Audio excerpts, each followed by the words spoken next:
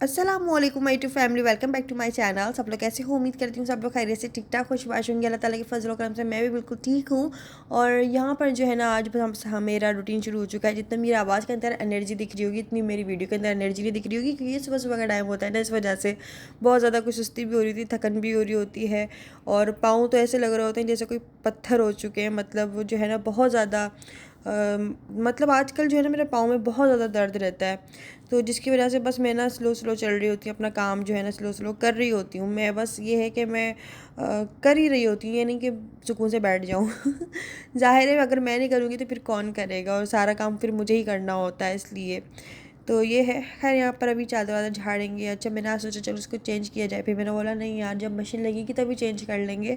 अभी जो है ना फिर मैं इसको कहाँ जो है, बस हर हफ्ते मशीन लगती है वैसे भी।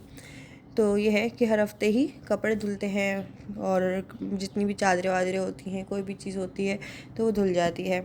तो सबसे बड़ा प्रोसेस ना मुझे कपड़ों का ही लग रहा होता है। कपड़े मैले होना, फिर कपड़ों का धुलना, फिर उनका सुखाना, फिर उनको इस्त्री करना, फिर या तो अलमारी में लगा देना या इस्त्री करके पहन लेना, उनकी तय बना के उनको अलमारी में सेट करके रखना। अगर ऐसे गुचर गुचर करके रख दोगे तो फिर तो हो गया सत्यानाश कपड़ों का। तो खैर ये मुझे थोड़ा सा कपड़ों का काम थोड़ा सा लगता है। खैर अल्लाह का शुक्र है कि ये तो ऑटोमेटिक मशीन भाभी ने दे दी थी। दुआएं निकलती हैं दिल से कसम से, वरना जो है ना, वरना मेरी तो कमर ही टूट जाती अगर मेरी वन टप वाली मशीन होती ना। क्योंकि वाकई में जो है ना आजकल तो मुझसे बिल्कुल भी जो है, बस ये होता है कि मेरी कमर में और पैरों में बहुत ज़्यादा तकलीफ़ रह रही होती है, जिसकी वजह से बस मेरा ये होता है मैं थोड़ा सा काम करती हूँ, फिर थोड़ा बैठ जाती हूँ, फिर काम करती हूँ, फिर बैठ जाती हूँ। तो इस तरह से पैरों में भी स्वेलिंग वगैरह रहती है। तो खैर बस ये है, लेकिन फिर भी बस काम तो करना है, और ये तो एक ज़िंदगी के साथ एक जुड़ चुका है अब ये सारी चीज़ें, क्या करें। लेकिन उसके अंदर उसके बावजूद अगर मुझे शादी इस तरह से बोलते हैं ना कि तुमने सुबह से किया ही क्या है, तुम करती ही क्या हो। क्योंकि ऐसा होता है कि जब तक वो ऑफिस से आते हैं ना, तो मैं अपने सारे कामों से फ्री हो चुकी होती हूँ, अपना फ्रेश भी हो चुकी होती हूँ, और नहा धो के तैयार होकर अपना जो है ना मतलब बैठ चुकी होती हूँ। तो उनको लगता है कि बस घर का सारा काम जो है ना खुद ब खुद हो गया, घर खुद ही साफ़ हो रहा है, और मैंने कुछ भी नहीं किया। तो वो मुझसे बोलते हैं हाँ तो तुमने किया ही क्या है और तुम करती क्या हो। तो अगर उस तरह से बोल देना तो फिर मुझे बहुत ज़्यादा जो है ना एक बस डिमोटिवेट टाइप की हो जाती हूँ। मैं बोलती हूँ यार सुबह से लगी हुई थी। अब क्या एक एक काम गिनवाऊँ, एक एक काम बताऊँ। तो ये है। और फिर अगर बता भी तो फिर बोलते कौन सा अनोखा काम किया, ये सब करती है, और सभी कर रहे होते हैं। तो मैं बोलती हूँ अच्छा भाई चलो ठीक है। अच्छा जी, यहाँ पर जो है ना नाश्ते में आज मैंने ब्रेड और मतलब पराठा, अंडा, वही डबल रोटी, चाय, वही अपना जो चल रहा होता है वही बनाया। उसके बाद जो है मैं अपने मदर इन लॉ के लिए पराठे वगैरह बना रही थी, वहाँ पे देकर आऊँगी। तो मेरा ये रूटीन होता है कि मैं सुबह उठ के जो है ना फिर आटा वाटा गूंद के और पराठे रोटियाँ डालना शुरू कर देती हूँ, क्योंकि वहाँ पे मुझे देनी होती हैं टाइम पर, इस वजह से। तो यहाँ पर अभी फ़िलहाल बड़े फूले फूले पराठे बन रहे हैं। और ये है कि ज़ाहिर मेरे हाथ का ही आटा गूंदा होता है, तो मेरे हाथ की अगर मैं अपने हाथ की रोटी बनाती हूँ ना, तो वो इस तरह से फूली फूली और अच्छी अच्छी बनती हैं। वैसे मुझे ना वाकई में सच बताऊँ तो मैं शादी से पहले रोटियाँ मुझे नहीं आती थी कुछ ख़ास बनाना, और मैं बनाती भी नहीं थी।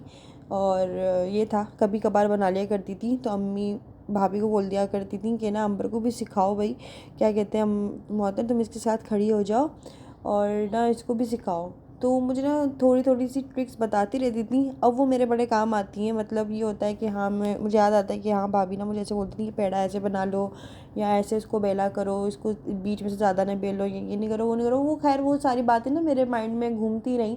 भले मैंने उस वक्त सीखा नहीं, लेकिन वो ट्रिक्स मेरे दिमाग में बैठ गई थी। खैर अब वो जो है ना मेरे काम आती है। अच्छा है कि मुझे अम्मी ने भी सिखाई है, लेकिन वही बात है ना कि जब सर पे पड़ती है ना तभी बंदा कर रहा होता है काम, वरना कुछ खास इंटरेस्ट होता नहीं है। लड़कियों को ज़्यादातर ख़ास होता नहीं है इंटरेस्ट, कुछ कुछ होता है किसी किसी को, लेकिन किसी किसी को नहीं होता भाई, क्या करें। अच्छा यहाँ पर ना आज फिर मैंने सोचा अब मैं क्या बनाऊँ, तो थोड़ा सा कीमा रखा हुआ था। मैं चलो उस कीमे को भुनाई वाला कीमा होता है ना, वो बना लेते हैं। थोड़ा सा कीमा था इसलिए जो है फिर मैं इस भगोने में बना रही थी। और इसको ये चाय का भगोना नहीं है, इसको चाय का भगोना बिल्कुल भी मत समझिएगा।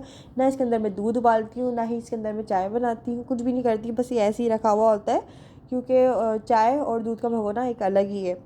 तो खैर यहाँ इसके अंदर ना फिर मैंने सोचा चलो मैं कीमा थोड़ा सा भून लेती हूँ। इसके अंदर मैंने प्याज डाला, गरम मसाले डाले, टमाटर डाले काट के, अदरक लहसुन का पेस्ट हो गया और कीमा हो गया जो कि थोड़ा सा था।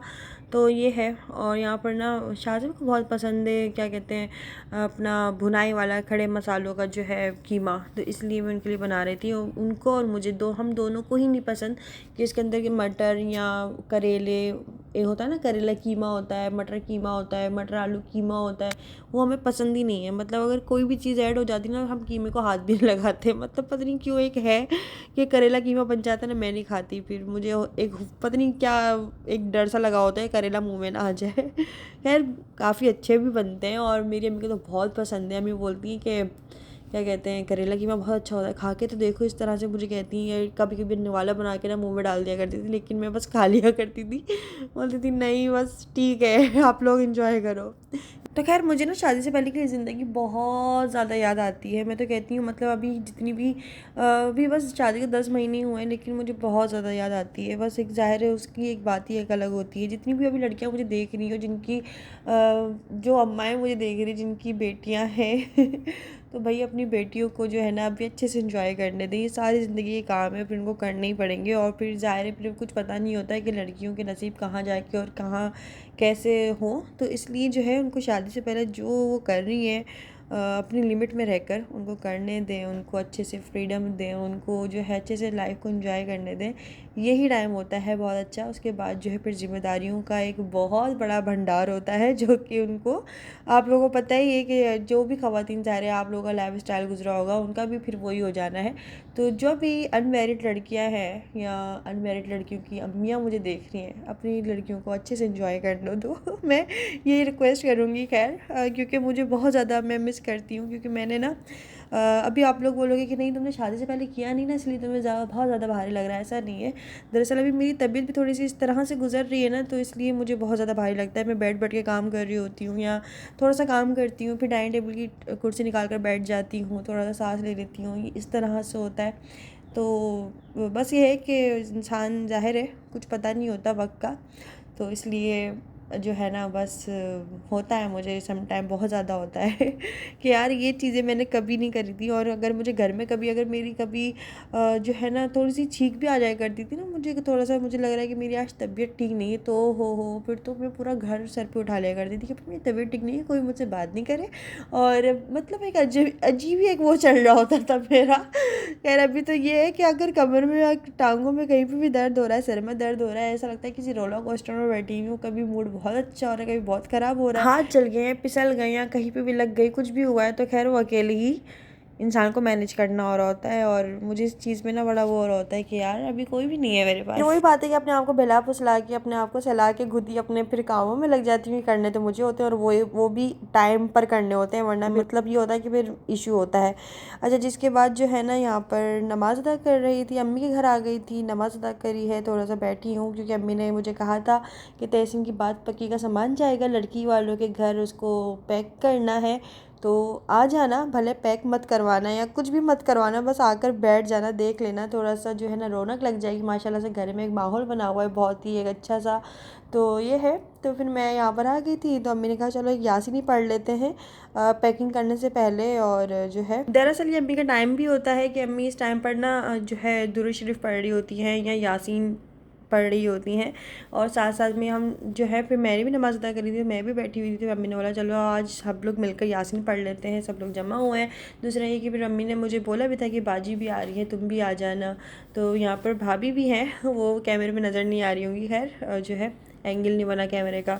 इसके बाद जो हम लोगों ने यासीन पढ़ी है और फिर उसके बाद जो है फिर हम लोगों ने कुछ शाम का टाइम था ज़ाहिर है, तो अम्मी के घर में तो चाय बनती है शाम में लाजमी, तो हम लोगों ने फिर चाय और कचौरी मतलब सभी चीज़ें आई और मैं यासीन पढ़ने में लगी हुई थी कि जब तक सारी कचौरियाँ ख़त्म हो गई। खैर वही बात है कि अम्मी ने मेरे लिए बचा कर रखी हुई थी कि नहीं अंबर पड़ेगी तो अंबर खाएगी। माओ का ना ये होता है कि अपनी हर औलाद के बारे में सोचती हैं, उनका ख्याल भी बड़े अच्छे से रखती हैं। अच्छा जिसके बाद जो है ना हमने चाय पीने के बाद ये सारा का सारा सामान जो दुल्हन के घर जाना था इसको अच्छे से डेकोर, मतलब वो ये जो टोकरे होते हैं ना ये तो डेकोर हुए थे, इसके अंदर बस हमें कपड़े और सामान चीज़ें ही रखनी थी। और ये लोग कर रहे थे, मैं बस बेड पर बैठी देख रही थी। तो पैकिंग तो जो है ना भाभी और बाजी और अम्मी ने की है, बाकी मैं बस बैठ कर देख रही थी। मैं यहाँ पर बैठी हुई ना, बस मैं तहसीन को छेड़ रही थी कि वो भाई दूल्हा भाई आ गए हमारे यहाँ, भाई कैसा लग रहा है, मन में लड्डू फूट रहे हैं। तो वही ऐसा मैं छेड़ते रहती हूँ उसको, मेरा ऐसा उसके साथ चलता रहता है। अभी फ़िलहाल उसके ज़ाहिर है अभी तो उसका रिकॉर्ड और लगना है अभी इन चीज़ों में ना, क्योंकि यही दिन है अभी उसको हम छेड़ेंगे। फिर अभी ज़ाहिर है अभी शादी में थोड़ा टाइम है, फिर दोबारा से छेड़ेंगे, लेकिन वो थोड़ा टाइम बाद छेड़ेंगे। तो खैर अभी जो है सबसे ज़्यादा भाभी और मैं ही तहसीन को तंग कर रहे होते हैं इस तरह की बात करके। वो हंस रहा होता है बस ज़्यादा से ज़्यादा, और कुछ नहीं। अच्छा जी, यहाँ पर जो है ना भाभी और अम्मी अम्मी भी आ गई है। बाजी बैठ के जो है ये पैकिंग करवा रही है, सब लोग सब साथ बैठकर। मैं भी बस फिर पहले तो बेड पर बैठी रही काफ़ी देर तक, तो फिर मैंने सोचा चलो नीचे बैठते हैं और जो है देखते हैं कि हो क्या रहा है, करीब से देखते हैं ज़रा। तो यहाँ पर फिर मैं आ गई थी, और ये भाभी लेकर आई थी। जब मार्केट गई थी तो बड़े अच्छे लग रहे थे, ये पिंक कलर के है। बस यही है कि नई नई चीज़ें आती रहती हैं शादी ब्याहों में, ये इस तरह की चीज़ें निकलती रहती हैं। कभी टोकरे आ गए, कभी कुछ पैकेट्स आ गए, कभी कुछ, मतलब ये लोग भी कुछ ना कुछ अपडेट करते रहते हैं। तो खैर अभी फ़िलहाल इस तरह से मार्केट में चल रहे होंगे, तो भाभी लेकर आई थी। इसके ऊपर कुछ आएगी प्लास्टिक मेरे नाखून नहीं, ये सीधा गिरेंगे।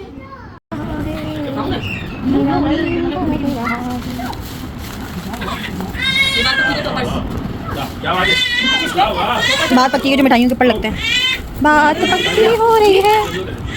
तो माशाल्लाह माशाल्लाह से ना घर में बड़ी प्यारी रौनक लगी हुई थी। बच्चे भी शोर कर रहे हैं, कोई रो रहा है, कोई हंस रहा है, कोई खेल रहा है, और फिर हम सब साथ में बैठे हुए बातें भी चल रही हैं। यहाँ पे तहसीन भी बैठा हुआ था और वीडियोस भी बन रही हैं। तो इस तरह से माशाल्लाह से रौनक लगी हुई थी। कोई भाग रहा है, कोई दौड़ रहा है, कोई डांट खा रहा है कि अरे चूड़ियाँ टूट जाएंगी, बैठ जाओ एक जगह पे। तो ये सारी चीज़ें ना मतलब हमारे एक कमरे में ही चल रही है, और वही मेन कमरा होता है अम्मी पापा का, जहाँ पे अम्मी होती है वहीं सब लोग बैठे हुए होते हैं। तो पहले अम्मी छोटे कमरे में जाके बैठे तो सब लोग वहाँ बैठ जाएंगे, अम्मी बड़े कमरे में बैठे अम्मी सब लोग बड़े कमरे में बैठ जाएंगे। जहाँ अम्मी होती है वहीं रश लगा हुआ होता है। तो ये है। अच्छा जी, यहाँ पर ना माशाल्लाह से सब लोग ही एक कमरे में थे। बच्चे भागा दौड़ी कर रहे थे, डांट भी खा रहे थे कि भाई सामान रखा है, कुछ टूट फूट ना जाए, इसलिए एक जगह बैठो। इसके बाद जो है तो यहाँ पर ना सारा का सारा सामान पैक हो चुका है, और अम्मी मुझसे कहने लगी कि अंबर, बाजी और भाभी हम तीनों मतलब ये दुल्हन का सामान देने, उनको जो बात पक्की में पहनना है ना वो वाला हम सूट उनको देकर आए हम तीनों। तो मैंने अम्मी को फिर कहा कि अभी मैं नहीं जा सकती, मैं तो अपनी तबीयत की वजह से अभी मैं फ़िलहाल नहीं जा सकती। मैं अम्मी के घर जा रहे, कंफर्ट जोन एक अलग होता है कि बंदा अगर थक गया तो लेट गया तो फिर बैठ गया तो फिर खड़ा हो गया, मतलब इस अलग ही एक कंफर्ट जोन होता है अपने घर में।